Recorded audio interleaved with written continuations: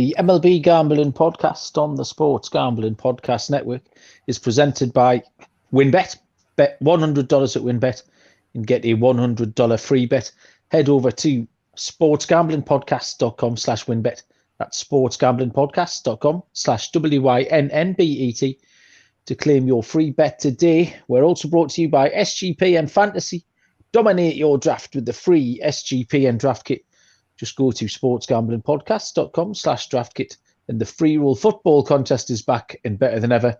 $5,000 up for grabs in our NFL contest and $1,500 in our brand new college football contest. Sign up exclusively in our Discord, sportsgamblingpodcast.com/Discord. That's sportsgamblingpodcast.com/Discord. Welcome, everybody, to the MLB Gambling Podcast on the Sports Gambling Podcast Network. My name is Malcolm Bamford.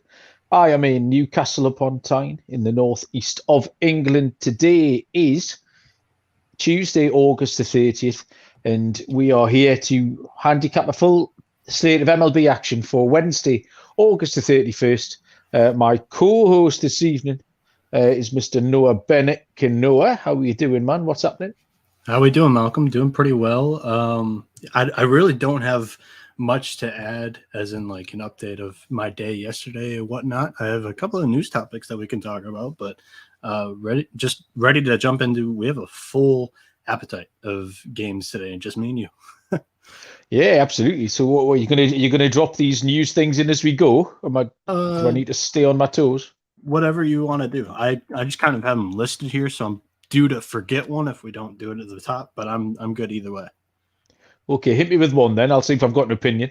So, I mean, you kind of were writing an article, writing an article on awards futures, but they're all kind of chalk. I guess one topic of conversation that we could talk about is Justin Verlander just landed on the 15-day IL with a right calf strain. He is currently 10 innings shy of qualifying for like a cumulative stat categories, so like an ERA title and other stuff like that.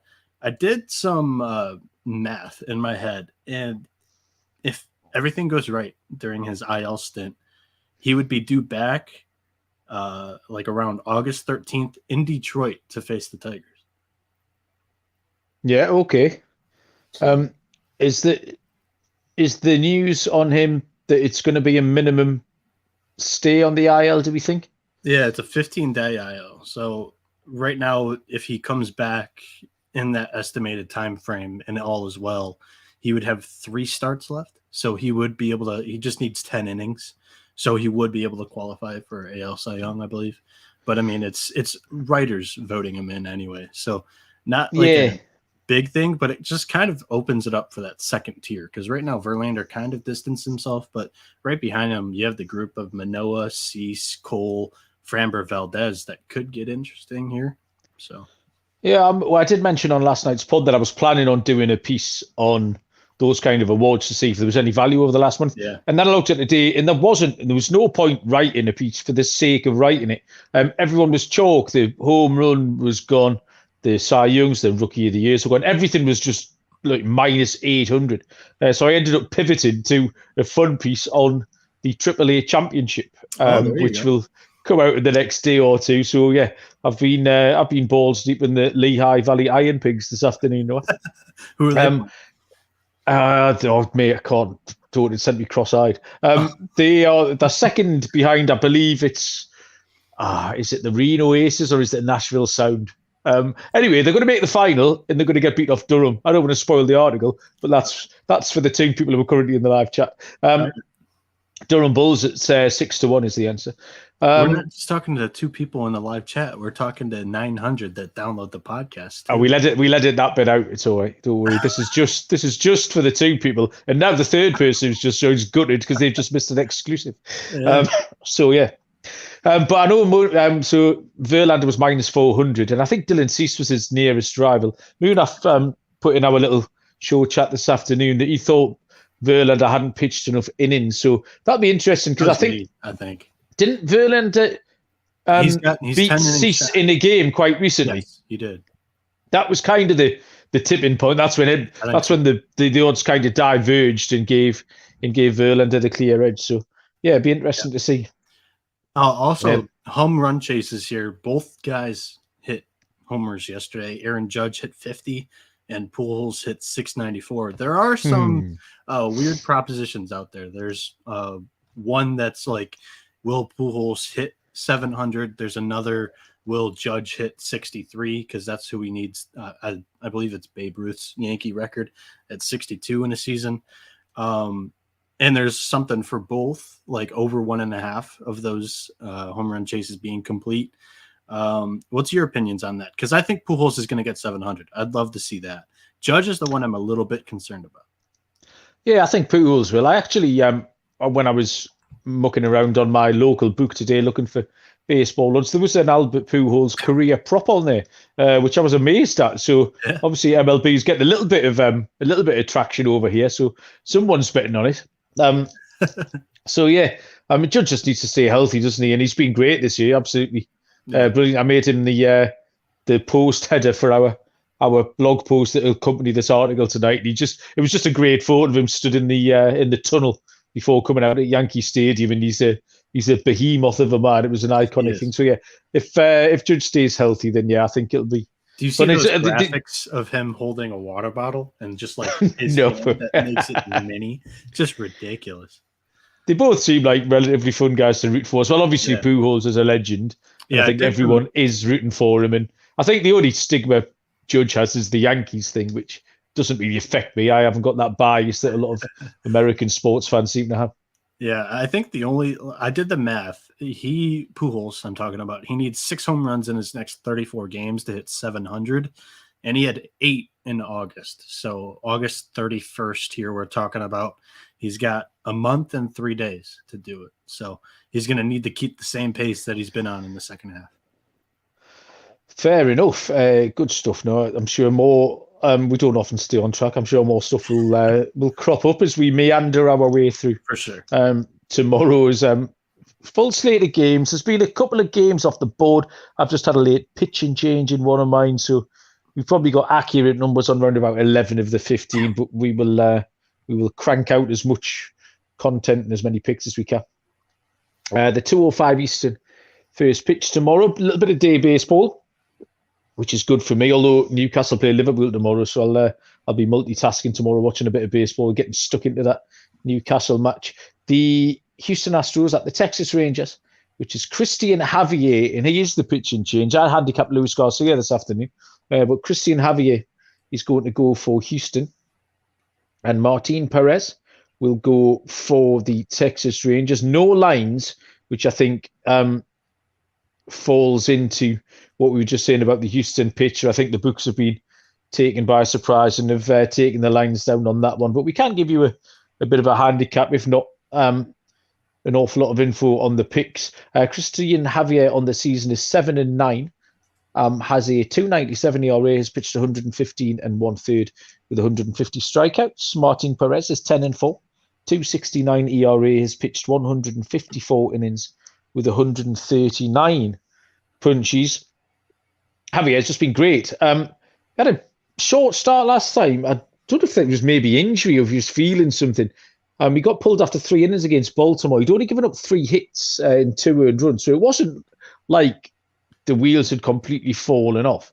I'm not really sure. I might have to have a little look into that. But that was on the 26th of August, so it's not egregious. It's not keeping him out of a turn in the rotation. Before that, he'd been absolutely great. He'd thrown 6 innings every single start, 6 strong as well. Only given up 4 earned runs over that 24-inning patch. I was actually going to take Texas to win this game while Garcia was on the mound because I really like Martin Perez and what he's been doing. He has got a 3.41 ERA in his last 5, and he's faced Houston 3 times so far this season with a 3.43 ERA. So it's been going along okay. And he's been really good at home as well, Martin Perez. So, I mean, I did like Texas, but the inclusion of Christian Javier changes this a little bit. I'd lean towards an under. I feel like I take Houston under every day of the week. The under's going to come in low here. I think the number will be round about 7. So it would be, my lean's an under, but on the spot with Javier. I'm not really sure. Noah, what do you think? So I think that appearance was him out of the bullpen. I looked it up for Okay. you. August 25th, they announced that he Yeah, was you're right. He didn't being moved start the game. from I the see that stat now, yeah. Yeah. So the rotation into the bullpen. And now with the Verlander injury, it looks like they're getting ahead of it, and he is on full rest. So they're throwing him in there. And that is probably why there was the late change. So, Malcolm, I think you're off the hook here. And given that the books don't have the odds out, and that they took them down, I think Javier has been going better than Garcia this year, in my opinion. I like the Astros in this spot. Yeah, unquestionably, Javier's been going better than Garcia. Okay, we'll move on to 2:10 Eastern first pitch between the Pittsburgh Pirates and the Milwaukee Brewers. This is another game that a couple of these early ones that are off the board here. Pittsburgh officially TBD. I've got Bryce Wilson going for Pittsburgh, and Freddie Peralta will take the ball for the Brewers. No lines on this one either, has it, unfortunately. Bryce Wilson is 2-8 on the season with a 6.12 ERA, 82 and a third, pitched for 55 strikeouts. Freddie Peralta, 4-3 with a 3.69 ERA, 63 and 1/3 pitch now with 70 strikeouts.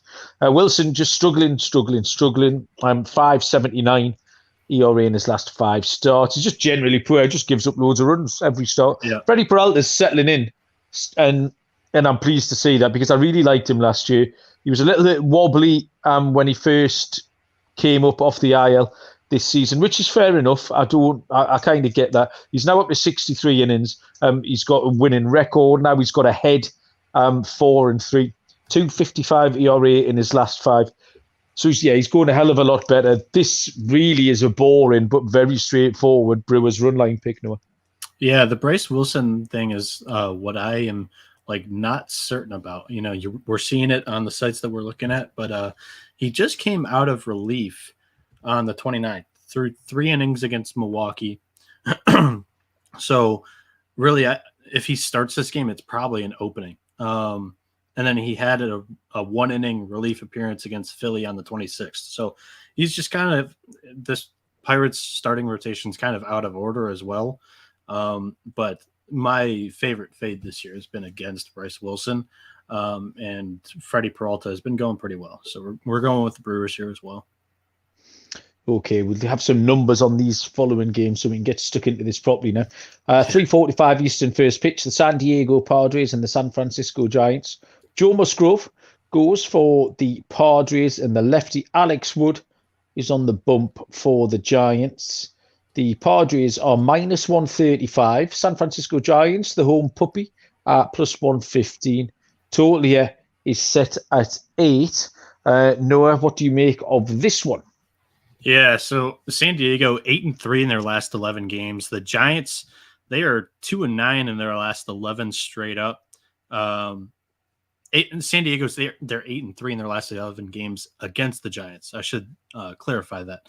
Joe Musgrove bumping here for the Padres, 8-6 this year, 2.96 ERA, 138 strikeouts, 29 walks, 142.2 innings pitched. He has a 3.05 ERA in the month of August.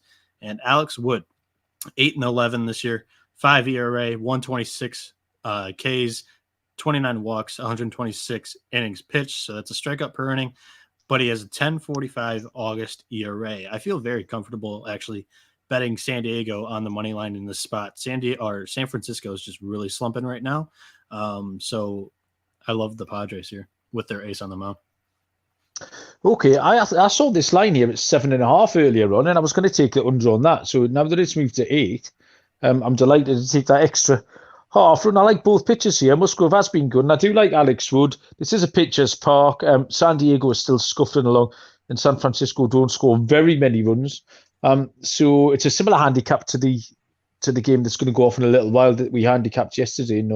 So I'm going to take under 8 in that one for me. Did we have numbers on that Houston Astros Rangers game? No. They just dropped. We have Houston -154 on the money line. The Rangers +130. Houston -1.5 +108. +1.5 for the Rangers -130. Total set at 7.5. So just for reference there. Okay, yeah, the 7.5's fine. I thought it might be 7 actually. So my understands. And what were you, minus 160 something for the Astros? Is it? It's just minus 154 for the money line. Okay, so it's a nice little 1.5 unit play. Correct, just about a working man's price now. A 6:10 Eastern first pitch is the Baltimore Orioles at the Cleveland Guardians, where Jordan Lyles goes for Baltimore and Tristan McKenzie goes for Cleveland. Baltimore plus 140, Cleveland minus 166. Total at 7.5. Jordan Lyles is 9-9, has a 4.45 ERA. He's pitched 145 and 2/3 with 121 strikeouts. Tristan McKenzie is 9-10 with a 3.17 ERA, 147 and 2/3 pitched, 142 strikeouts. Lyles is going okay, 395 on the road over his last. 395 in his last 5, but he has been poor on the road. He's got a 5.85 road ERA. He's also got a 4.23 ERA against the AL Central, and there's a lot of pitchers this year that we tend to pull out their AL Central stats because they got caught in that little bubble of facing the Tigers and the Royals and the White Sox and benefited from it. Well, Lyles has pitched 38 1/3 against the AL Central, which seems a lot. He must have just his numbers come up against him quite a lot. And he's got a 4.23 ERA, so it hasn't really gone for him either. McKenzie is really steadied into a very reliable starter now. 2.78 home ERA for him. As much as we've enjoyed the Baltimore Orioles, this looks like a good spot for Cleveland. It's just on the, again, talking about the working man's price, I've got to stick with the Cleveland money line here at minus 166. I'm not going to win any prizes, but that's my pick, Noah. Yeah, I think you're in the right spot here. At home, it's a big ballpark, so I think the under is still kind of in play with both of these teams. Lackluster offenses. McKenzie, good pitching. Lyles, he's been better than what he has been in his last 4 games here. So under still seems a little bit enticing to me. But yeah, my favorite play here is also the Guardians money line. Okay, so we'll take Cleveland there. 6:40 Eastern first pitch. The St. Louis Cardinals at the Cincinnati Reds. 2 lefties on the hill in this one tomorrow. Jose Quintana for the St. Louis Cardinals and Mike Minor goes for Cincinnati. St. Louis are prohibitive at minus 230. Cincinnati plus 190. Total here is set at 9.5. Noah, can you make a case for Mike Minor? Go on, I dare you. No, not really. St. Louis, they're 13-3 in their last 16 games. The over is hitting 5 in a row. Cincinnati, they're 2-6 in their last 8. Starting for St. Louis is Jose Quintana, like you mentioned, 4-6, 3.31 ERA this year, 108 strikeouts, 42 walks, and 127.2 innings pitched. He has a 3.69 ERA in August. Very good form here. And then for Cincinnati, it's Mike Minor. It's a tale of two sides. 3-10 on the year, 6.10 ERA, 66 strikeouts, 29 walks, 79.2 innings pitched. He's a 5.90 ERA in August. This is another game that I absolutely love. St. Louis has the number 1 OPS in the MLB against left-handed pitching with an 8.08, and they're ranked second in Munaf's beloved WRC plus with a 117. The Cardinals' run line seems pretty lock-worthy for me here. Yes, I completely agree. I'm boring myself with these chalky picks, but it's the St. Louis Cardinals. I mean, a couple of times already this week we've talked on the pod about the lines being sharp, the lines being right, and I don't know if it's because it's month 6 of the season, whether or not you boys have got to me. You've infiltrated me. You've poisoned my mind. But yeah, St. Louis Cardinals on the run line all day for me. That's it. Nothing more to add. It seems like an incredibly straightforward and slightly boring pick. Nothing boring about the winner though, Noah. Nope. 6:40 Eastern. First pitch is the Tampa Bay Rays and the Miami Marlins. And we've got a picture off the board here. Okay. Drew Rasmussen is going for the Tampa Bay Rays. I've got Trevor Rogers going for Miami, Noah. He's kind of just the guy that always gets slotted in there. I think I remember saying that last week too. I'll look up Rogers' numbers just for fun. Yeah, I've got no lines on this, so the books aren't certain. Yeah. The books are as uncertain as Miami are. So I got nothing on this one with no one going for Miami at all. did you have some Drew Rasmussen numbers, or did you have a lean here? I mean, Rogers last pitched on July 25th, and we've been saying this kind of all over the place. Like, he's on the IL right now, and they just haven't pulled the trigger on like starting him in a game yet. The way I settled this game down was Tampa Bay. They've actually been quite good lately. They're 7-2 in their last 9 games, and Miami is 1-4 in their last 5, 4-16 in their last 20 games at home, including a 3-game sweep of the Padres. So clearly 3 of those 4 games were just a really good time of baseball for the Marlins there. And the other win was just recently here against the Dodgers with Alcantara on the mound. Drew Rasmussen's pitching for Tampa Bay. He's 9-4, 2.77 ERA, 99 strikeouts on the year, 27 walks, and 110.2 innings pitched. He has a 1.49 ERA in August, including a 25-out perfect game attempt. The Rays, they're just the better team here, the better bullpen, ranked in the top 8 of the MLB. My pick here is the Tampa Bay Rays on the money line. Just wait and see when it comes out. Yeah, it's going to be chalky, but yeah, there's better options to have a bet on. There's a better option in this game. I love this one. This is my favourite series of the week here. 7:05 Eastern first pitch to Oakland Athletics against the Washington Nationals. This is right in my wheelhouse. James Caprillion is it? Absolutely goes for the Oakland Athletics. And one more good start, and it will be my guy, Anibal Sanchez, goes for the Washington Nationals. Oakland are -115, Washington are -105. The total here is set at 8.5. Caprillion is 3-8 on the season, 4.88 ERA, has pitched 103 1/3, 73 strikeouts. Sanchez is 0-5, 5.72 ERA, 39 1/3 with 28 strikeouts. Caprillion's recent numbers look bad, or his recent ERA is 6.17 in his last 5. But he got absolutely shelled against the Yankees. He had one bad start, effectively. He was okay before that, though. He's got a 4.08 road ERA, which is a little bit of an issue. Now then, Anibal Sanchez. You know that I have single-handedly resurrected this man's career over the last 2 weeks by fading him. You have.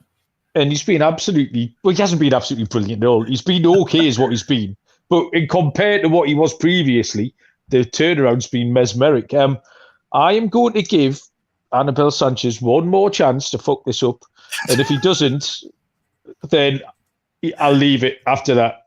But I'm going to take Oakland because he shouldn't have done it once. He certainly shouldn't have been able to do it twice. So doing it 3 times, I may have to readjust my my whole thought process here.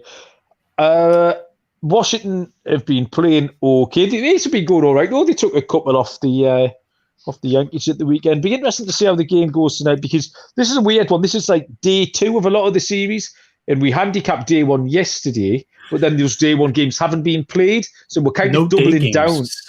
Yeah, we're doubling down on a lot of the handicaps in terms of the teams. The trends, the bats, the home advantage, the road teams, things like that. So obviously the pitches have changed, but a lot of what we handicapped yesterday remains the same. I took Oakland yesterday. I'm going to take Oakland again today, and hopefully by tomorrow, one or two of these will have come in. So, is it Washington, Noah? What have you got? Yeah, it is Washington. I feel really good about it because you're on the other side. And for context, guys, he has locked up the total going over in both of Anibal Sanchez's last 2 starts. Now, I'll take you through Sanchez. Have I? Did you? Have you looked at that? Why did you?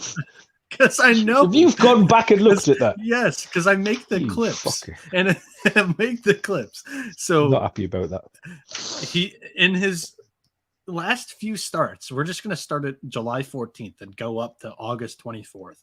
7.20 ERA, 5.40 ERA, 9.53 ERA, 8.31 ERA, 7.20 ERA, 5.40 ERA. Now, in the last 2 games, Malcolm has locked the over in his starts. He had a 1.80 ERA where he went 5 innings, only gave up 1 earned run, and that was on a bomb. And then he went 4.1, didn't give up a single run.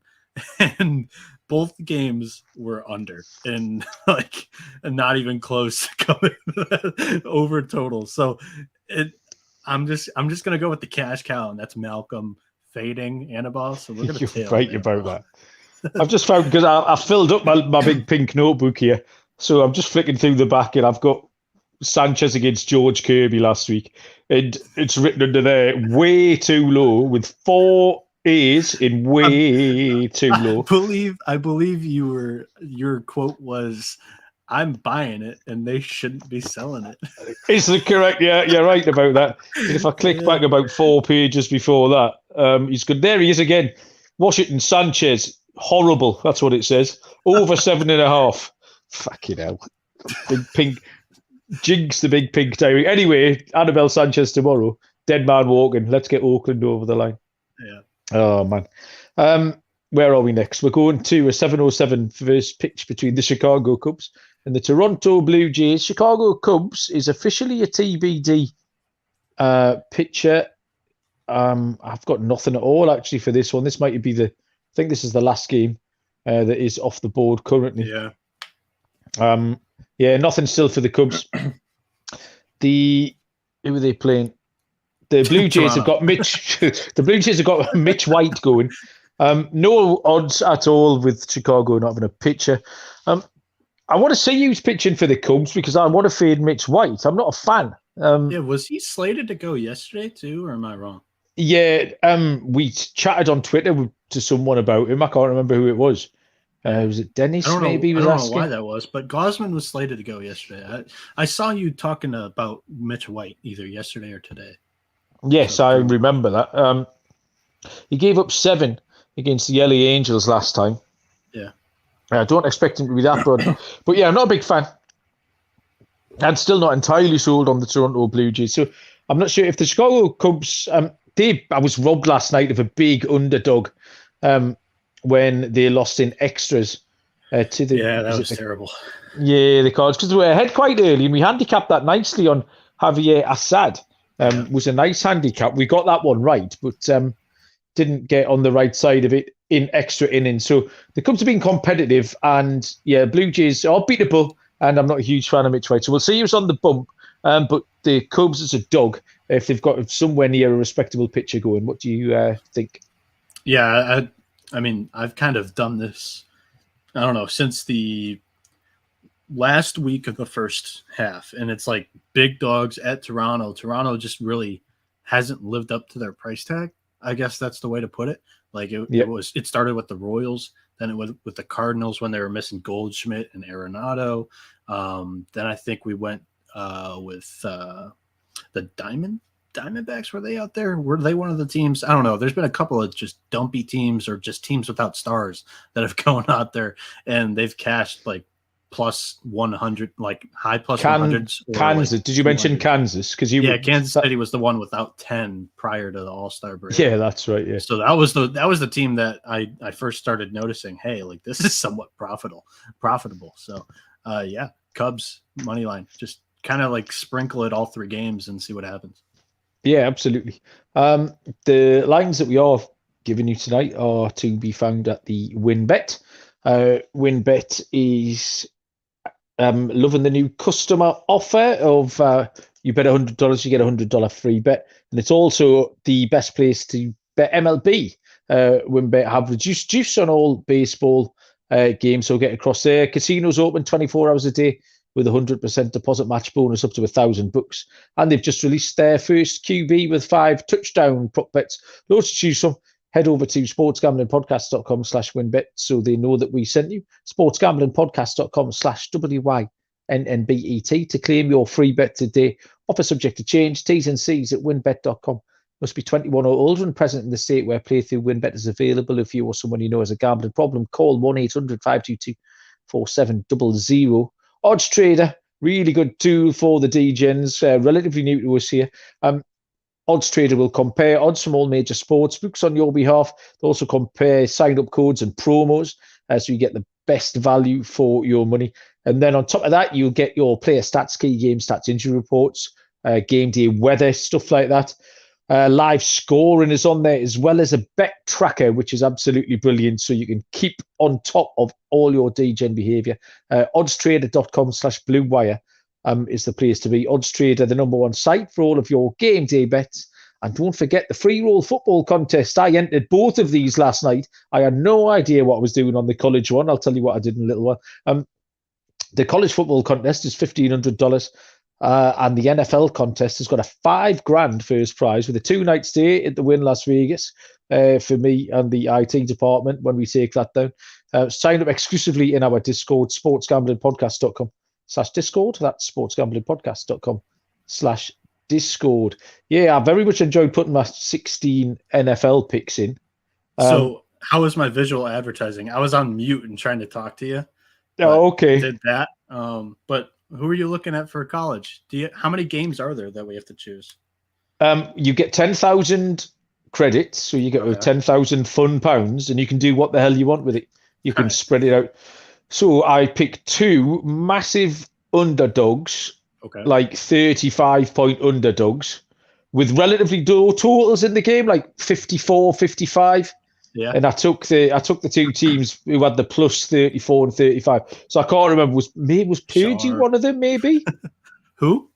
Purdue, maybe. Would they be a Purdue? They weren't huge. Yeah. They're +3 against Penn State. Oh, okay, right. No, I wasn't then. So yeah, there's a couple of teams. I'll have a look when I finish. I haven't heard of anyone. So and then I thought bollocks to it. So I split my stake, 5,000 on each. I just thought we'd go in. So I need to go 1-1. I'll survive to fight for week 2, 2-0, and I'll start flexing my muscles. Well, if I get to week 3 or 4, I might actually start concentrating. But until then, I'm just going to start firing darts off and see if I hit something. I mean, those are smart dart throws, and I think the team that could have been in that realm was Colorado State against Michigan, maybe.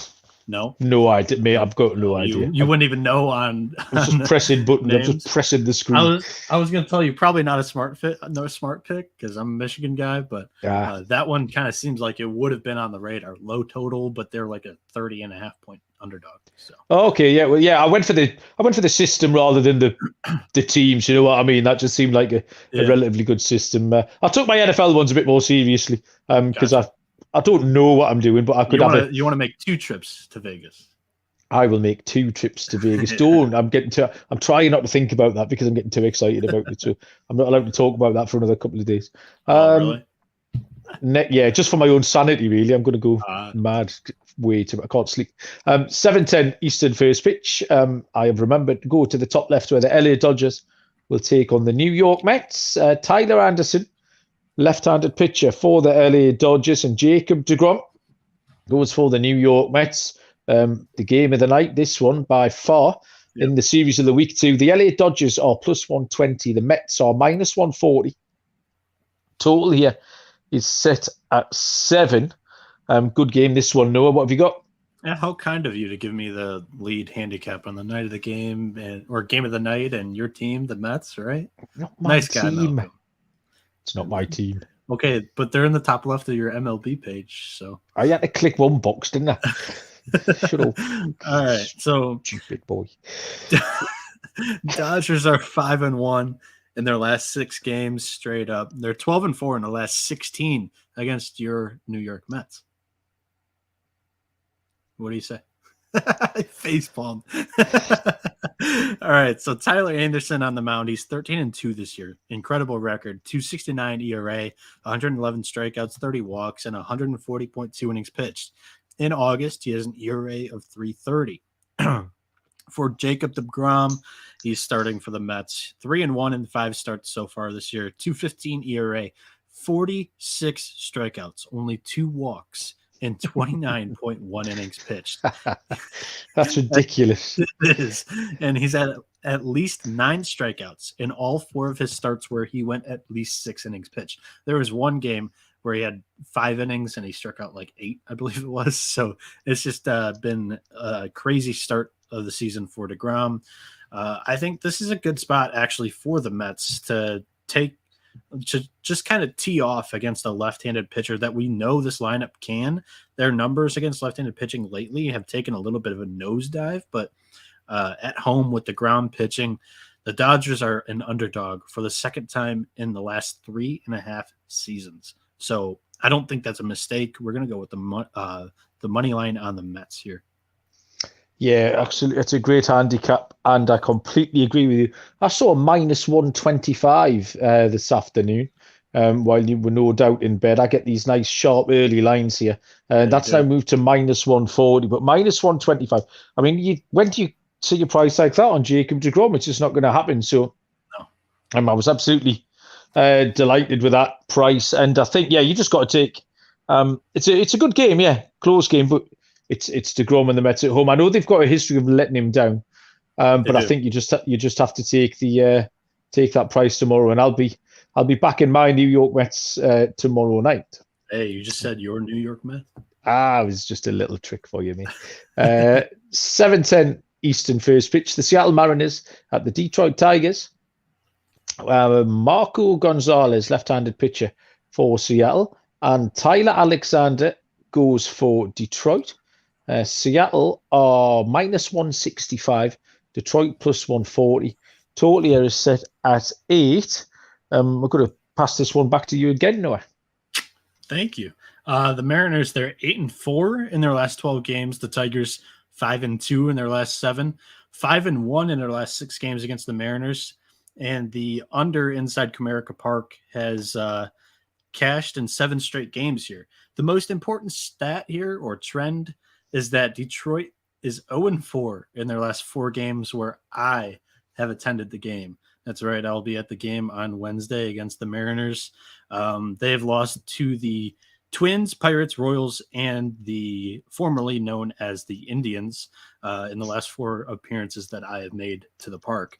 So Marco Gonzalez here, 9-12, 3.97 ERA on the year, 79 strikeouts, 43 walks, and 140.2 innings pitched. In August, he has a 5.37 ERA, but if you take out those first 3 games in August and you just go in the last 2 games, he has a 1.70 ERA against Oakland and Cleveland, so he has sort of found something out there. Detroit, they're starting Tyler Alexander, 3-8, 4.83 ERA, 33 strikeouts, 15 walks, and 63.1 innings pitched.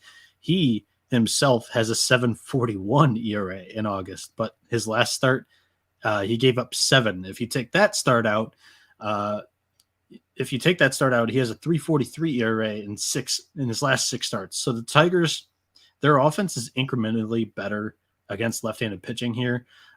They've scored 32 runs in their last 4 games. The offense is showing some sort of signs of life. My play might be the Tigers here on the money line. I just think the price is a little high on the Mariners. Yeah, I similar train of thought without being as brave. I've got Detroit on the run line here at minus 120. They have been a lot more competitive. Seattle, say Gonzalez, he had a good start last time out, I think, Marco Gonzalez. But before that, he's just been a little bit wobbly. And Detroit have just been a lot better all of a sudden. They seem to be playing with, I don't know if they're just playing with the shackles off maybe a little bit, or just there seems to be a little bit of a weight of expectation lifted off their shoulders, and they're kind of just playing with house money now. It doesn't really matter how bad they're going to be. Just get through the month of September playing some fun baseball, and they've stayed in a lot of games, and like you say, they've scored some runs. So I think they can keep this close. Maybe they could even win, but I'm going a little bit safer and took them with that run and a half head start at minus 120. Yeah, I think I actually got my personal trend wrong too. I think they're 0-5. I also saw them lose to Shohei Ohtani and the Angels. So I think it's 0-5. Fair enough. 7:20 Eastern first pitch. The Colorado Rockies at the Atlanta Braves, where Ryan Feltner draws the start for Colorado and Kyle Wright goes for Atlanta. Lines are plus 260 for the Rockies, minus 325 the Atlanta Braves. Total here is set at 8.5. Feltner 2-5, 5.87 ERA, has pitched 61 1/3, 51 strikeouts. Kyle Wright 16-5, 2.99 ERA, 147 2/3 pitched, 144 Ks. It's a mismatch, really boring handicap. I'm going to take you through it, but we're all going to come down on the Atlanta run line here. Well, Feltner 6.29 in his last 5. He's got one good start in that run. He's going to struggle tomorrow, effectively. Kyle Wright in his last 2 games started has given up 3 earned runs over 19 innings pitched. Sorry, last 3 games. And against better opposition as well. I think I've written down here, it's the price of the century, which might be a mild overstatement now looking back at it. But Atlanta on the run line at minus 136 is like finding money in the street now. Yeah, I think you could play this one 2 ways. I think Atlanta puts up a ton of runs. And if that's the case, this total is set at 8.5. Seems kind of low too. Yeah. So. Yeah, you're right, actually. It's a better price. It's not a bad angle. Yeah. But if they do, I mean, they could still beat them sort of 7-1 or something like that, in which case you need to be on the right side. So play them both, split stake. 7:40 Eastern first pitch. The Boston Red Sox at the Minnesota Twins. Michael Wacha goes for Boston and Joe Ryan for the Minnesota Twins. Lines are Boston plus 115, Minnesota minus 135. Total here is set at 8. Michael Wacha was great last time. Is he going to back it up, Noah? Maybe. I still don't really even know. And I did the handicap. Red Sox, they're 2-6 in the last 8 games. Twins 4-1 in the last 5. The under is cashed in 10 of the Minnesota's last 15 games. I don't know why I said the Minnesota, but Michael Wacha for the Red Sox, 9-1, 2.53 ERA, 69 strikeouts, 25 walks, and 89 innings pitched. He has a 2 ERA in his 3 starts off of the IL. Minnesota's starting Joe Ryan here. He's 10-6, 3.65 ERA, 113 strikeouts, 34 walks, and 113.1 innings pitched, 3.40 ERA in August. I think this is a game where you have kind of 2 options that you can play here. You either take the Boston Red Sox money line in the first 5, or you take the Twins money line for the full game, because that rough Red Sox bullpen could honestly give up a good start from Wacha at any point. So if you're wanting to play this one safe, I think those are the 2 plays. But honestly, and a nice under might be in play, because I think Wacha holds Minnesota like under 3 runs in the first 5. Then Minnesota scratches across maybe 2 or 3 late in the innings. And throughout the game, I think that Minnesota keeps Boston at 4 or under. So maybe team totals under, but I'm not going to – I don't have anything to put down. I'm not any confident in anything here. I was quite confident in the over, unfortunately, for everybody. Oh, really? Yeah, that Michael Wacha star, I just thought it was a bit of a flash in the pan. It's a bit of a lightning in a bottle situation. It's not going to happen again. Joe Ryan, I've liked him this season. He has gone well, but he might be another one, might just be fatiguing a little bit. You've already mentioned that the Boston bullpen could chip in as well here late doors. So this could be something like 3-3 as we get through 7 innings, and then we can get over. I actually saw 7.5 earlier on, which led me kind of to that over. I'm now seeing at 8. It's not going to put me off. It brings the push into play, which isn't a disaster. But so yeah, I'll take the over on that one. In support of you, maybe saying that Wacha had a little bit of a flash in the pan. He gave up 4 runs in 6 innings in his last start against the Rays. But I mean, really, he's either been excellent or it's blow up. He's had 3 blow ups in 17 starts. So take your chances. Yeah, well, okay. So one in every 4. So we get another one tomorrow. Sleeper is one of our sponsors here, the fantasy platform, which no doubt you will use. I know I do, as long as millions of other people. Game-changing product that they've added onto it, though, which is the first ever over or under game it's integrated into fantasy. So if you've got your team and you're setting it for the week, if you've got Derek Carr to throw over 4.5 touchdowns, and he's in your team, you can just click on Derek Carr and you can put a little over bet on him. You can choose your own stake, choose your own players, and you can win anything from 2 to 20 times the money that you put in. It's built into the fantasy experience, which is absolutely brilliant. The thing to do is download Sleeper to play that over or under game, and you can join our listener group at sleeper.com/SGP. Sleeper will automatically match your first deposit up to $100 with the promo code SGP. Go to sleeper.com/SGP. You get your $100 match on your first deposit. T's and C's apply. See Sleeper's terms of use for details. And finally, run your pool. The home of competition. Moonaf's hosted all manner of shenanigans over at Run Your Pool. We've got our very own Survivor pool. They have Survivors, Pick'ems, fantasy pools, all sorts of things. Our Survivor pool has got a $500 first prize and $250 gift certificate as well. You can sign up for that at play.runyourpool.com/SGPN. That's play.runyourpool.com/SGPN. 3 games left to handicap here on the MLB Gambling Podcast. 8:10 Eastern first pitch is the Kansas City Royals and the Chicago White Sox. Left-handed pitcher Chris Bubich goes for Kansas City. Lance Lynn is on the bump for the White Sox. Kansas City are plus 152. Chicago White Sox minus 180. Total here is set at 8.5. Noah, are we trusting the White Sox yet? Honestly, yeah. Chicago, they're 1-6 in their last 7, and they take on. I mean, I'm going to say it every time I'm on the podcast, and they play the feisty Kansas City Royals offense. No word fits them better than I think feisty there. But hear me out. My pick is the White Sox on the money line here. They have the highest price their money line has been in the last 2 weeks. Lance Lynn has kind of figured it out over here with a 2.72 ERA in August. His last 5 starts have been better than the previous, all of them this season. He's 3-5 with a 5 ERA on the year, 83 strikeouts, 13 walks, and 77.1 innings pitched. And now what's your saying? It's like tits up, and maybe with Bubich, his last name being Boob, we go boobs up here. Kansas City, Chris Bubich is 2-9 on the year, 5.62 ERA, 83 strikeouts, 49 walks, 99.1 innings pitched on the year, 6.85 ERA in August. If Chicago doesn't win this one against one of the worst left-handed pitchers in the league, I'm putting them on auto fade for the rest of the year. This is a game that they just have to win. Yeah, that's fair enough, but I can't put any of my money on them. I just can't trust them. I'm not betting it. It's minus 180. Interested to see how that game goes tonight. Actually, we took the Kansas City Royals as a dog in the Tuesday night game, so I'll be tuning into that one.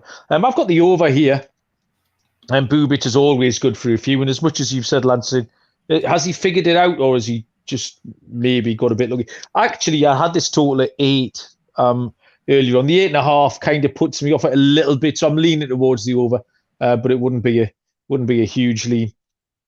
I'm happy with the 8 bringing the push into play, but that 8.5 just puts me off a little bit. So we will move on to the 9th. Lynn in his last 2 starts played the Orioles and the Guardians, 2 probably playoff teams. Decent. So only gave up 1 run in each. Okay.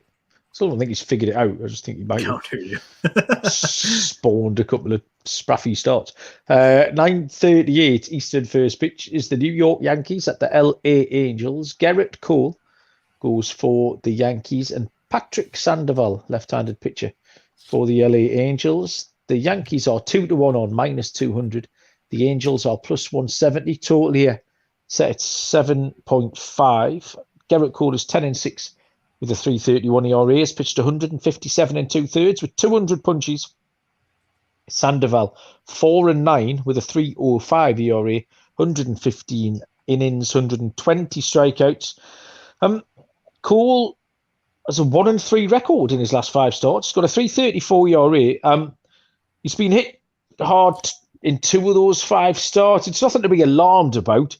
But that record is 10-6. I mean, it tells you that he's vulnerable, that they're kind of beatable. I think he has quite a lot of bad luck. I don't think the Yankees have done him many favours, the bats, actually. Sandoval's been great. 1.45 ERA in his last 5 starts, included a complete game shutout as well. The Angels... Was that who it was? Yeah. The Angels... I took the Angels for this Monday night game, which is yet to play as we record. Sorry, there's a small child. Well, not a small child. There's quite a large child coming here, and he's doing the most ridiculous dance I've ever seen. Go away! Because I interrupted you. I kind of felt bad, but get away. So, I took the Angels tonight, so I'd be interested to see how they get on. I'm going to take them again. They swept the Blue Jays at the weekend. The Yankees are still scuffling along. They're getting turned over at shorter price than this. I actually had this written down at plus 160, so I'll happily take the extra 10 points. Give me the Angels here, plus 170. Let's have a home dog. Yeah, I'm right there with you. And the Angels were the team that I couldn't think of that recently just went into Toronto and they swept them. They put up 12 runs, 8 runs in 2 of the 3 games there, and then they just beat the Yankees on Monday night. They've won 4 in a row. I really don't know. They might have figured something out here. They're not playing like the price tag that's been labeled on them in their last few games here. The Angels plus 170 here in this spot. Kind of love it against the Yankees. The Yankees, Yep. their under is hit in 9 of their last 10 games. And just listen to the totals that they put up for their own team here. 0, 2, 4, 4, 4. Then they had 1 game against the Oakland Athletics where they put up 13 runs. Then they went back to 3, 2, 1, and 3 in their last 10 games. Really, the offense has just kind of been relying on Judge to go deep or Rizzo to go deep or really – it's been one long ball and manufacture 1 or 2 runs extra. That's kind of been how they've been going. Last night, Shohei hits a 2-run bomb and it wins them the game. It's the Angels at home. They're going to be good enough to, I think, scratch across 3 or 4 against the Yankees and have a chance to win this based off of the fact that the Yankees offense has not played well lately. Yes, completely agree. Let's give the Angels a chance tomorrow. Final game here is a 9:40 Eastern first pitch. The Philadelphia Phillies at the Arizona Diamondbacks. Bailey Falter, left-handed pitcher for the Phillies, and Tommy Henry, lefty. Another one of your guys, Noah, goes for the Arizona Diamondbacks, who are a plus 126 home dog here. Philadelphia at minus 148. Total here is set at 9. Is Tommy Henry going to get his win tomorrow, Noah? I mean, he's kind of going along all right. Better than I thought, to be honest. Phillies, they're 6-2 in their last 8 games. Arizona 5-1 in the last 6. The over is cashed in the Diamondbacks 7 of the last 8 games. Bailey Falter for the Phillies. He's 2-3, 4.41 ERA, 46 strikeouts, 13 walks, and 51 innings pitched. On the road, he has an ERA of 5.56. And then we go over to my guy, Tommy Henry. 3-2 in his last 5 starts, 3.25 ERA, 19 strikeouts, 12 walks, and 27.2 innings pitched. Like I said, and maybe a couple of podcasts prior, he led Michigan to the College World Series finals in 2019. So far in 2022, he has surprised me a little bit by pitching well against bad matchups. He went to Colorado, played at Coors Field. Then he pitched against the Cardinals, the best left-handed hitting team in the league. And then he went up against the White Sox, who fare much better against left-handed pitching than right-handed pitching. He has a 2.86 ERA combined in those last 3 outings, and they're all of them just kind of just bad spots, being in Coors and then 2 left-handed hitting lineups. Now the Phillies, they rake against lefties too. They have the 4th best OPS against southpaws with a 7.82. I'm not confident with this pick, but Henry's his 3/4 arm slot, 4-seamer, slider, curveball, that pitch repertoire has done well for him so far in the majors. The pick here is the D-backs money line. Just I don't have much confidence behind it. I made exactly the same pick. I've got the D-backs here as a dog. Arizona had rolled in a little bit as well. They've won 4 on the spin. Philadelphia also going along okay. Philadelphia got spanked last night. Was that the D-backs? Yes. Do you know what happened in that game, by the way? I know I took the Phillies on the run line. I know that. So they were up 7-0 in the middle of the 4th inning. They gave up 12 consecutive runs. My book pays out if your team goes up by 5 runs. You get an instant payout on that. So yeah, you want to find yourself a book that treats you as well. Is that exactly this? I think Tommy Henry. I think it's time tomorrow, and yeah, I like Arizona being. They're another one who just seem to have taken the handbrake off as well, playing with a little bit more freedom lately. So hopefully they can get us some wins at big prices over September. Okay, 15 games done and dusted. Noah, that was fun. But we need to hit. Yeah, absolutely. The 2-men show always goes a little bit quicker. We need to hit the lock and dogs. Then what have you got for us, man? All right. So for my lock, I like 2 of them. One was a total. One was a money line. Actually, 3 of them. I lied. Another is a run line. I'm going to go. I got to then turn to my page for my notes on this. We're going to go with the St. Louis Cardinals against Cincinnati Reds. Mike Minor on the mound, one of the worst left-handed pitchers in the league. St. Louis, they crush left-handed hitting. Number 1 OPS in the MLB against left-handed pitching. I mean, 808 OPS, and they're second in WRC plus with a 117. The Cardinals run line is my lock. And then for my dog, let me go through here. My dog is going to be... We're going to go with I'm putting everybody to sleep. The Angels plus 170. That price is just a little too good for the way that they've been playing lately, the way that the Yankees offense has been slumping lately. Patrick Sandoval in great form, like we just previously mentioned, like 2 games ago that we were talking about it. So the Angels plus 170 is going to be my dog. A nice, good price there. Come on, Trout and Ohtani. Let's do this. Fair enough. I'm just having a little look tomorrow. Who was that chalky one? Or the Atlanta Braves tomorrow. I'm just trying to put a little parlay into my book here to see what this parlay might pay. You don't have another dog again? No, I've got minus 114. I mean, we don't deal in parlays particularly. So the Braves and the Cardinals. A 2-team parlay tomorrow pays minus 114, which seems like a really nice play. My luck, I'm going to go to that Braves game, but I'm going to play them on the money line.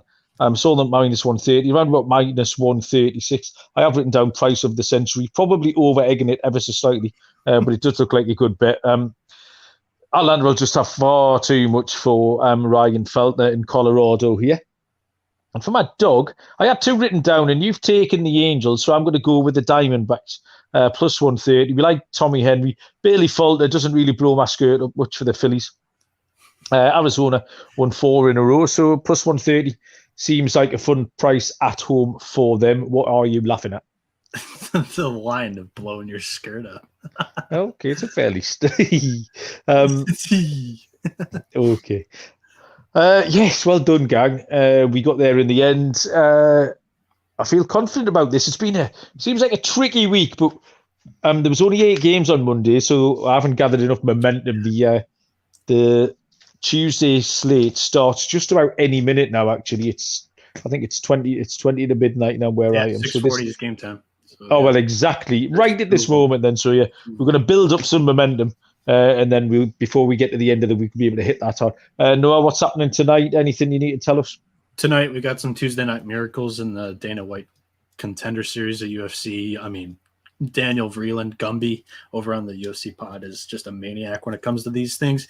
He's been slumping lately. He's had 2 losing episodes in a row, but dude's been automatic the last 2 years. That's the one of them that got me into just like wanting to get involved in SGPN, and I can't recommend that more. And then the other one that I currently work with, not just you guys, I listened to you guys a little bit prior to coming here, but the College Experience, and we mentioned it earlier.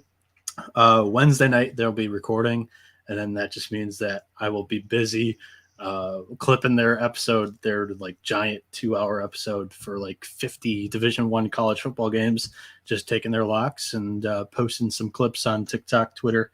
We'll see if we can do that on Instagram, but for right now, it's just those 2 platforms, but I got my hands full. Malcolm, how about you? Sorry.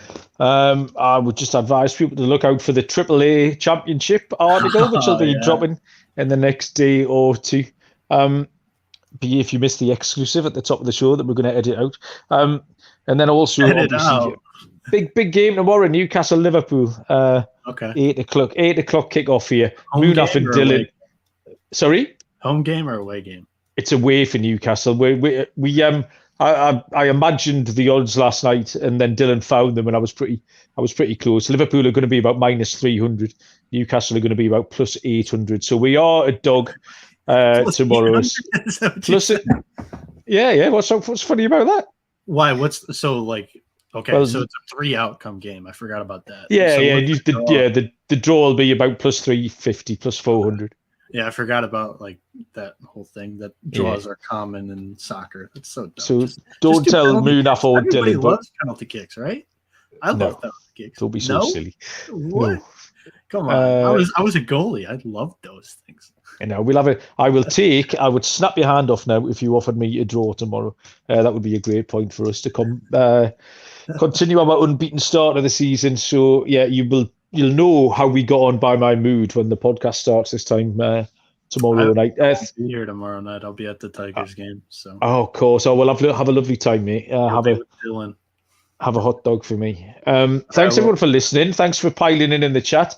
All the usual faces, Dryden and Cosmo, and the rest of the gang were in there. So that's always good fun. If you're listening to the pod on Wednesday, you should try and join in, get across and get involved in the live feed. So yeah, we'll be back tomorrow. Some combination of me and Dylan and Moonaf. Good luck with all your bets until then. We will see you down the road.